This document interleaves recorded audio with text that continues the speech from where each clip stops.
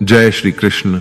साथियों, श्रीमद् भगवद गीता में मनुष्य के जीवन की प्रत्येक समस्या का समाधान मिलता है।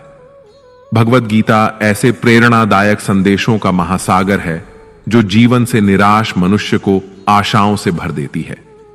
मित्रों, मुझे पूरा विश्वास है कि इस वीडियो को पूरा अंत तक देखने और शांत मन से इसकी बातों को सुनने और समझने के बाद न केवल आपके मन को असीम शांति का अनुभव होगा, बल्कि आपके विचारों में और जीवन में भी बहुत ही सकारात्मक बदलाव अवश्य आएंगे। मैं यह गारंटी के साथ कह सकता हूं कि जो कोई भी इस गीता सार को पूरा अंत तक सुनेगा और इसके ज्ञान को अपने जीवन में उतारेगा, उसे अपनी हर समस्या का, हर परेशानी का समाधान अवश्य मिलेगा। उसे वह सब कुछ मिलेगा जो वह पाना चाहता है। इसलिए इस भगवद गीता सार को आप हर रोज सुबह और रात में सोने से पहले अवश्य सुने। दोस्तों, श्रीमद् भगवद गीता में भगवान श्री कृष्ण कहते हैं, जो भी मनुष्य श्रद्धा से युक्त होकर और दोषों से रहित होकर इस गीता शास्त्र का अध्ययन, श्रवण और मनन करता है, वह सभी पापों से मुक्त होकर मेरे परम धाम को प्राप्त होता है। साथियों, इसीलिए कहा भी जाता है कि जिस घर में भी श्रीमद् भगवद गीता का पाठ हर रोज पढ़ा और सुना जाता है, उस घर में कभी कोई संकट या परेशानी नहीं आती। भगवान श्री कृष्ण की कृपा और आशीर्वाद हमेशा उस घर पर बना रहता है और जीवन सुख, संपत्ति, धन, वैभव और आनंद से परिपूर्ण हो जाता है। मित्रों, कुरुक्षेत्र की युद्ध भूमि में हुए महाभारत के भीषण युद्ध के प्रारंभ में ही अर्जुन युद्ध भूमि में अपने चारों तरफ युद्ध की इच्छा से आए हुए अपने परिजनों, भाई बंधुओं और गुरुजनों को देखकर घबरा जाता है, निराश और हताश हो जाता है और बहुत ही दुखी होकर वह श्री कृष्ण के समक्ष अपने दुख और दुविधा को प्रकट करता है। अर्जुन कहता है, हे केशव, मैं कैसे यह युद्ध कर सकता हूं? इस युद्ध भूमि में युद्ध के लिए एकत्रित हुए ये सब तो मेरे अपने ही हैं। मैं कैसे पितामह भीष्म और गुरु द्रोणाचार्य से युद्ध करूंगा, क्योंकि ये दोनों तो मेरे पूजनीय गुरुदेव हैं। इसलिए इन गुरुजनों को मारने से तो अच्छा है मैं भिक्षा मांगकर जीवन यापन करूं। हे मधुसूदन, जिन कौरवों से मैं युद्ध करने जा रहा हूं, वे सब धृतराष्ट्र के पुत्र मेरे भाई ही तो हैं, मेरे अपने ही हैं। इन सबको मारने से तो अच्छा है कि मैं सन्यासी बन जाऊं। अगर यह युद्ध हुआ तो करोड़ों लोग मारे जाएंगे। जो सैनिक और योद्धा इस युद्ध में मारे जाएंगे, उनकी स्त्रियों का क्या होगा? नहीं कृष्ण, मैं यह युद्ध नहीं कर सकता। अपने ही कुल का विनाश करके मैं कैसे सुखी हो सकता हूं? हे कृष्ण, मुझे कुछ समझ नहीं आ रहा है। मेरी बुद्धि भ्रमित हो रही है, मेरा सर फटा जा रहा है, मेरे पैर कांप रहे हैं, मेरी त्वचा जल रही है, मेरा गांडीव धनुष मेरे इन हाथों से छूट रहा है। हे कृष्ण, मेरा मार्गदर्शन करो, मुझे ज्ञान दो, मुझे बताओ कि मैं क्या करूं। अर्जुन की इस दयनीय अवस्था को देखकर भगवान श्री कृष्ण ने श्रीमद् भगवद गीता का वो दिव्य और अलौकिक ज्ञान अर्जुन को दिया, जो न केवल अर्जुन के लिए बल्कि हजारों वर्षों से संपूर्ण मानव जाति के लिए और आज के आधुनिक युग में भी प्रत्येक मनुष्य के लिए मार्गदर्शक बना हुआ है। श्रीमद् भगवद गीता एकमात्र ऐसा ग्रंथ है जो मनुष्य को जीने का सही तरीका बताती है। भगवद गीता जीवन में धर्म, कर्म और प्रेम का पाठ पढ़ाती है। इसलिए हमें नित्य प्रतिदिन श्रीमद् भगवद गीता का अध्ययन अवश्य करना चाहिए। अर्जुन की दुविधा और संशय को देखकर भगवान श्री कृष्ण ने अर्जुन से कहा, हे अर्जुन, तू बड़ी बड़ी ज्ञानियों सी बातें करता है, लेकिन जो सच में ज्ञानी होता है वह इस तरह दुख और शोक नहीं करता है। तेरे हाथ में कुछ है ही नहीं, तू चाहकर भी कुछ नियंत्रित नहीं कर सकता। जीवन और मरण तो प्रकृति की नियति है। ये सब लोग वास्तव में मेरे ही द्वारा मारे जाएंगे। तू तो सिर्फ एक निमित्त मात्र है। इसीलिए जो ज्ञानी होता है वह किसी के मरने पर रोता नहीं है। ज्ञानी जन न ही बीते हुए कल का शोक करते हैं और न ही आने वाले कल की चिंता करते हैं। इसीलिए जो होने वाला है वह होकर ही रहता है, और जो नहीं होने वाला वह कभी नहीं होगा। ऐसा निश्चय जिसको समझ में आ जाता है, जिसकी बुद्धि में आ जाता है, उसे कोई दुख नहीं सताता, उसे कोई चिंता नहीं सताती। हे अर्जुन, तुम इस बात का शोक मत करो कि यहां कौन अपना है और कौन पराया है। जो अधर्म करता है उसके साथ युद्ध करना एक क्षत्रिय का धर्म है, और अपने धर्म का पालन करना तुम्हें मोक्ष और मुक्ति देगा। तुम अपने इस मन से मोह को त्याग दो, नहीं तो सारा जग तुम्हारी निंदा ही करेगा। आज अगर तुम युद्ध नहीं करोगे तो सारा संसार तुम्हें नपुंसक और डरपोक कहेगा। यहां बात अपने पराये की नहीं है, यहां बात है धर्म और अधर्म की, बात सही और गलत की है। अगर तुम गलत को सहोगे, उसका अंत नहीं करोगे, तो गलत करने वाले को और अधिक बल मिलेगा, वह और भी अधिक अधर्म करेगा। इसलिए अपने मोह को त्याग करके तुम युद्ध करो। श्रीमद् भगवत गीता में भगवान श्री कृष्ण कहते हैं, हे अर्जुन, यह संसार मेरी ही माया है, यह संसार मुझसे ही उत्पन्न हुआ है। मैं ही इसका पालन पोषण करता हूं और मैं ही इस सृष्टि का विनाश भी करता हूं। मैं भूत, वर्तमान और भविष्य के सभी प्राणियों को जानता हूं, लेकिन वास्तविकता में मुझे कोई नहीं जानता। श्री कृष्ण कहते हैं, जिस तरह प्रकाश की ज्योति अंधेरे में चमकती है, ठीक उसी प्रकार सत्य भी चमकता है। इसलिए मनुष्य को हमेशा सत्य की राह पर ही चलना चाहिए।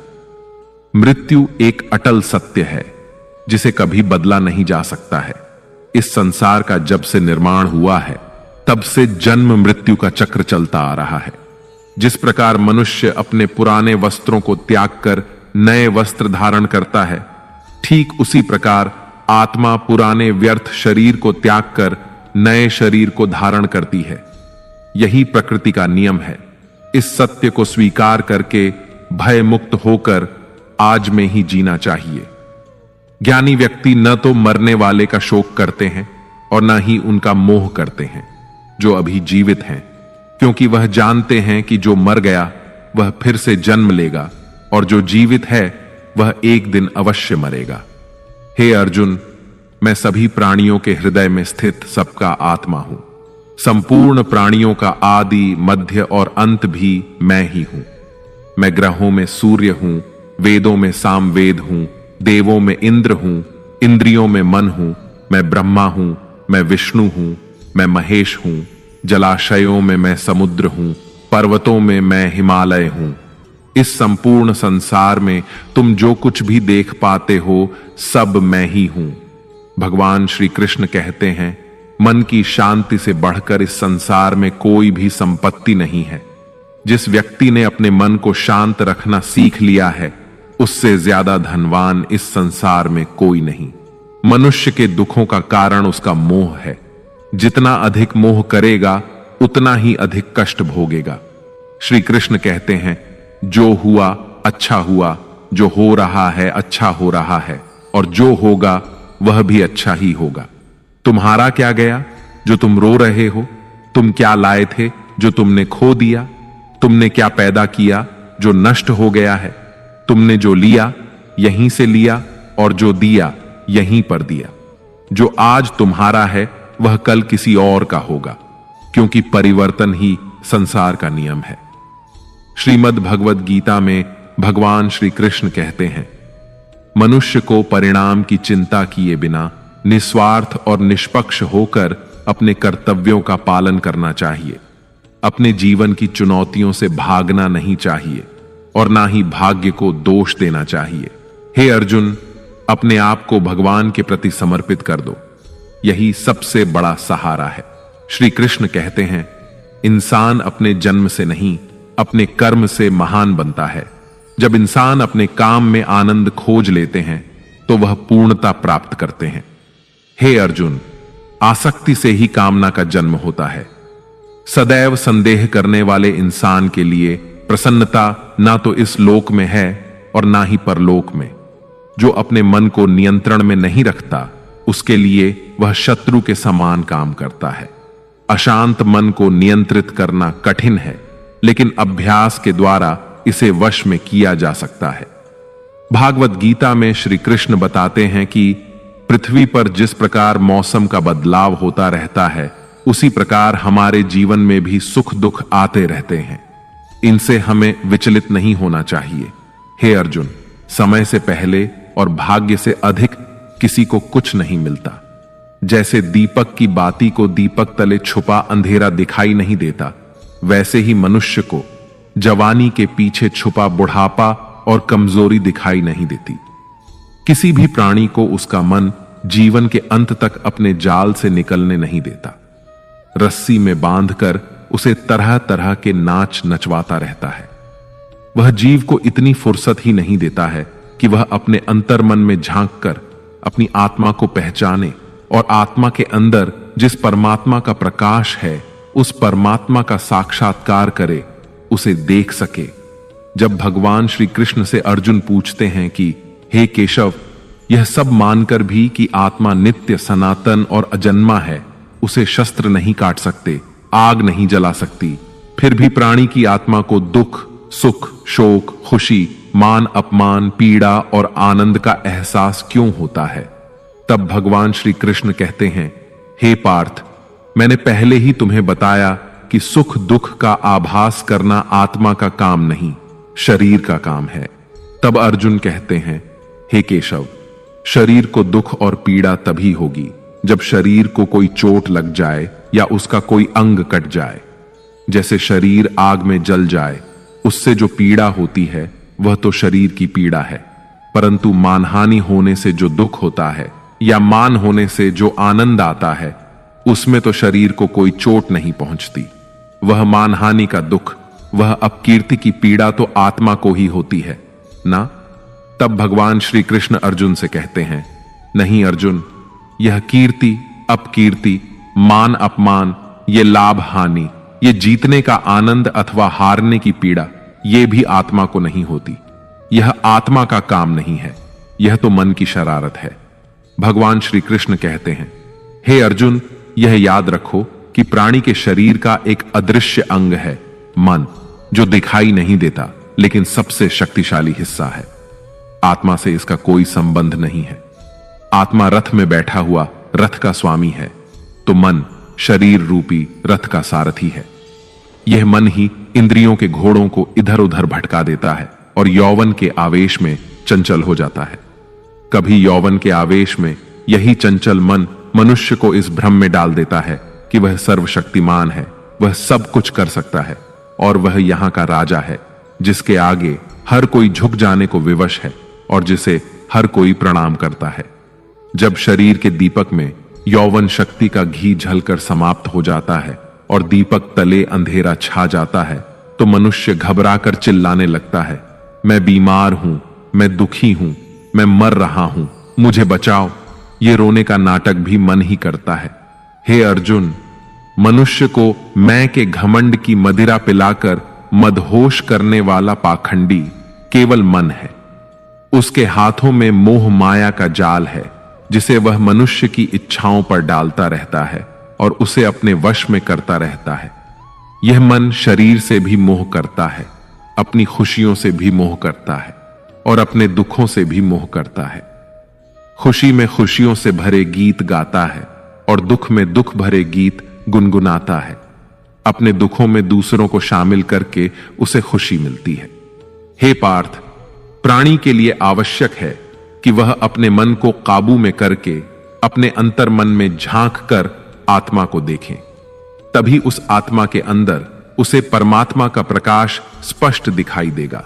समय मनुष्य के बनाए मार्ग पर नहीं चलता, मनुष्य को ही समय के दिखाए मार्ग पर चलना होता है। इसी को नियति कहते हैं। जीवन कठिन तब लगता है जब हम स्वयं में बदलाव करने की बजाय परिस्थितियों को बदलने का प्रयास करते हैं। जब समय आपके विपरीत चल रहा हो तो शांत रहना ही सबसे बेहतर होता है। जब भक्ति में मन लगने लगे तो समझ लेना आपने भगवान को नहीं, भगवान ने आपको चुना है।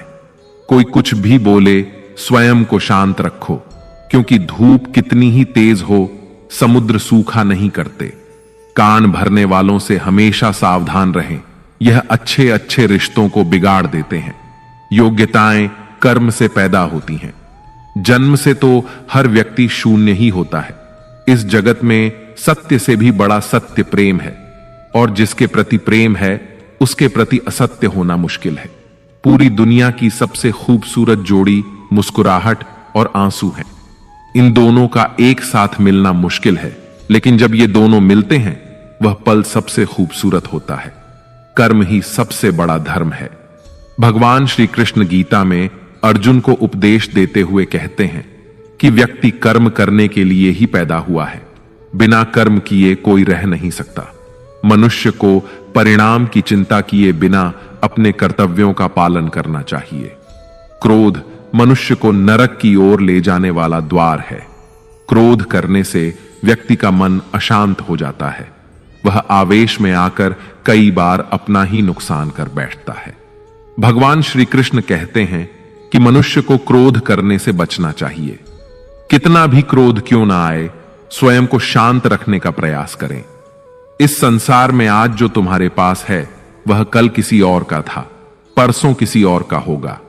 तुम यहां खाली हाथ आए और खाली हाथ ही जाओगे। मन पर नियंत्रण रखना जरूरी है। मनुष्य का मन वायु की तरह चंचल होता है। यह मन ही है जो मनुष्य को काम वासनाओं की तरफ भटकाता रहता है। अगर जीवन में सफल बनना है तो मन पर काबू करना बहुत जरूरी है। मन को वश में करने से दिमाग की शक्ति केंद्रित होती है, जिससे कार्यों में सफलता मिलने लगती है। गीता के अनुसार जिस व्यक्ति ने अपने मन पर काबू पा लिया वह मन में पैदा होने वाली बेकार की चिंताओं और इच्छाओं से भी दूर रहता है। साथ ही व्यक्ति अपने लक्ष्य को भी आसानी से प्राप्त कर लेता है। अगर मन वश में नहीं करोगे तो वह तुम्हारा सबसे बड़ा शत्रु बन जाएगा। हमेशा शक करने वाला व्यक्ति कभी शांति प्राप्त नहीं कर पाता, इसलिए संदेह करने से बचें। अधिक संदेह करने से मन की शांति भंग हो जाती है और व्यक्ति भ्रमित होकर अपने संबंधों को नष्ट कर डालता है। मनुष्य के कर्म ही उसके जीवन का आधार है। वह जैसा कर्म करता है वैसा ही फल उसे मिलता है। अगर वह अच्छे कर्म करेगा तो उसे अच्छा परिणाम प्राप्त होगा, और अगर वह बुरा कर्म करेगा तो उसे बुरा परिणाम ही भोगना होगा। इसलिए व्यक्ति को हमेशा अच्छे कर्म करने चाहिए। हमारे दुखों के 5 कारण हैं। 1.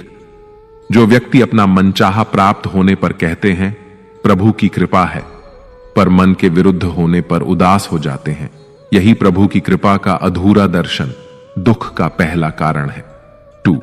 दूसरे व्यक्ति का कुछ भी हो, उसका चाहे अहित हो वह चाहे दुखी हो, पर हमारा भला होना चाहिए। हमारा यह मलिन स्वार्थ हमारे दुख का दूसरा कारण है। 3. हमें वर्तमान में जो वस्तुएं प्राप्त हैं या अभिलाषाएं हैं उनके छिन्न जाने या न मिल पाने का निरंतर बने रहने वाला भय हमारे दुखों का चौथा कारण है। 5. जो हमें करना चाहिए वह ना करना और जो नहीं करना चाहिए उसे करना, यह प्रमाद भरी आदतें हमारे दुखों का 5वां कारण है। बनाकर कहीं कोई सुंदर घटना हो जाने पर उसका सारा श्रेय हम अकेले ही ले लेना चाहते हैं। यही अहम भाव हमारे दुखों का 5वां कारण है। कान्हा कहते हैं कौन क्या कर रहा है, कैसे कर रहा है और क्यों कर रहा है, इन सब से आप जितना दूर रहेंगे उतना ही खुश रहेंगे। तन की सुंदरता मन को आकर्षित करती है, जबकि स्वभाव की सुंदरता हृदय को आकर्षित करती है। इसलिए मनुष्य का स्वभाव हमेशा निर्मल होना चाहिए। जिंदगी में हम कितने सही हैं और कितने गलत हैं यह सिर्फ 2 लोग जानते हैं, एक परमात्मा और दूसरा हमारा अंतरात्मा। भगवान श्री कृष्ण कहते हैं जिस मनुष्य के अंदर ज्ञान की कमी होती है और ईश्वर में श्रद्धा नहीं होती वह मनुष्य जीवन में कभी भी आनंद और सफलता को प्राप्त नहीं कर पाता। मोह विनाश का कारण होता है। मनुष्य के दुखों का मूल कारण उसका मोह ही होता है। वह जितना अधिक मोह करेगा उतना ही अधिक कष्ट भी भोगेगा। पछतावा अतीत नहीं बदल सकता और चिंता भविष्य नहीं संवार सकती। इसलिए वर्तमान का आनंद लेना ही जीवन का सच्चा सुख है। श्री कृष्ण कहते हैं जो तुम्हारा साथ देता है तुम उसका साथ दो, और जो तुम्हें धोखा देता है तुम उसे त्याग दो। जिस जगह आपका सम्मान ना हो वहां पर कभी जाना नहीं चाहिए, वरना लोग आपको कमजोर और मूर्ख समझेंगे। जहां बारिश ना हो वहां फसल खराब हो जाती है, और जहां संस्कार ना हो वहां नस्ल खराब हो जाती है। इतनी जल्दी दुनिया की कोई चीज नहीं बदलती जितनी जल्दी इंसान की नीयत और नजर बदल जाती है। इस संसार में वही सुखी है जो दुख में ज्यादा दुखी ना हो और सुख में ज्यादा उछले नहीं। सुख दुख, मान अपमान, जय पराजय, खोना पाना, आना जाना, हानि लाभ, ये सब लगे ही रहेंगे। जीवन